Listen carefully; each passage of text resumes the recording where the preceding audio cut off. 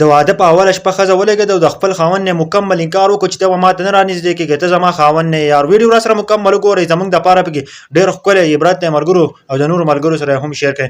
ملګرو داسې وه که نه چې هلک واده وکړو، د واده اوله شپه وه، دا چې کله کمرې ته ورغی په دې ډبل بیډ کې کېناستو، د دې ښځې نه چې دی نو کله لوپټه واړېله، د ښځې چې دی نو ورته غوسه شوله چې ته زما خاوند نه یې او ته به ماته نه رانږدې کېږې، لرې زما نه کېنه. او د خاوند ورته هم ویله چې ما ډېرې زیاتې خرچې کړې دي، تا به مخکې ویل وی که نه نو ما به ستا سره واده نه کولی، اوس خو ما ډېرې زیاتې خرچې کړې دي او د واده اوله شپه ده او ته داسې قسمه خبرې کوې. د ښځې ورته ویل که نه چې ته به ماته نه رانږدې کېږې. نو د خاوند هم خفه شو، دا لاړ په صوفه کې ویده شو. چې کله سهار شو که نه د هلک راپاڅېد او ویل زه اپیس ته ځمه، او د خپلې ښځې ته ویل که نه چې ته چې دی د کور صفایي وکړه او د کور د سیستم صحیح کړه. کله چې د خاوند یې اپیس ته لاړو نو دې خپل یو بل یار ته رینګ وکړو او د خپل د بل یار سره یې خبرې کولې او دا خبره یې ورته وکړله چې بېګا زما اولنۍ شپه وه، اولنۍ شپه مې ویله چې دی نو داسې کار کړی دی که نه چې ما ورته چې دی نو تا څنګه ویلو نو ما هغه شان کړي دي، ما چې دی نو مکمل انکار ورته کړی چې ما ته به ته نه رانږدې کېږې. او ډېر ژر چې دی نو دواړه به یو شو. د هغه نه پس چې دی که نه د پاسباله چې دی نو دا جینۍ چې ده نو ډېره زیاته بیماره شوې وه، ماښام ټیم د دا جینۍ ډېره زیاته بیماره وه. نو دې چې دی نو ګولۍ وخوړې او ګولۍ چې دی نو کله وخوړې د هغه نه پس چې دی نو سملاستله. کله چې دا جینۍ سهار راپاڅېده د دې چې خاوند چې دی دا اپیس ته تللی او دا جینۍ چې راپاڅېده او کله چې ځان ته په عین کې وکتلو د دې په مخ باندې دانې راختلې وې، دغه ګولو پکې انفیکشن کړی و او د مخه ټول ساعت ډېر زیات خراب شوی و ملګرو.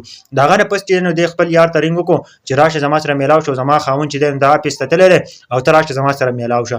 چې کله دغه هلک راغی که نه او د جینۍ دې مخ ته وکتل نو دا مخه چې و نو دې خو ګولۍ خوړلې وې او ګولو انفیکشن کړی و، نو دا مخه ډېر زیات بدې ښکارېدو، ډېر زیات خوشې ښکارېدو. نو دغه یار ورته ویل چې ستا په دې مخ باندې څه شوي دي، نو دغسې ورته وویل. نو دغسې هم انکار وکړو چې زه ستا سره واده نه کول غواړم او دغسې انکار ورته وکړو. چې په دغه ټیم کې د جینۍ خپل خاوند رادن نه شو، چې کله دې کمرې ته رادن نه شو نو هغه هم ډېر زیات غوسه شو، ویل تا د دې هلک دپاره چې نو زما سره تعلقات ختم کړل، تا د دې هلک دپاره چې نو زما سره خبرې نه کولې او ما ته ویل چې ما ته مه رانږدې کېږه. نو هغه خاوند چې نو په هغه ټیم کې د خپلې ښځې له طلاق ورکړو او د خپل ځان نه رخصت کړه. هغه یار هم پرېښوده او د خپلې خاوند هم پرېښوده. د ویډیو کې زموږ دپاره ډېر ښکلی عبرت دی ملګرو، د خپل غریب خاوند نظارې کوي، ګوره بیا به ګوره داسې قسمه قصې به سره ضرور راځي.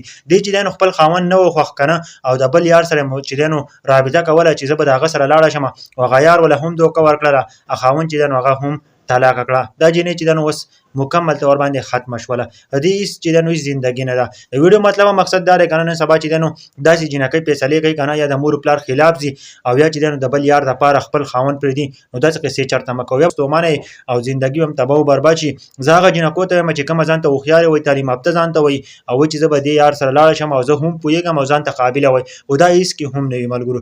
دا واقعیت چې ده نو د ټولو ملګرو سره شیر کوي، زموږ د خبرې مطلب او مقصد صرف یو دی. او نن سبا خلک چې نو په دې خبره باندې فخر کوي چې کله جینۍ چې ده نو وایي دا راپسې راوتښتېده. د افسوس مقام دی، د جینۍ زندګي دې هم تباه و برباد کړله او ستا هم عزت پاتې نه شو ملګرو. نو چېرته چې رښتې کوئ نو خو په صحیح طریقه باندې کوئ، داسې قصې مه کوئ چې وروسته پې تاسو بیا ستومانه یئ، وروسته پې خفه یئ ملګرو.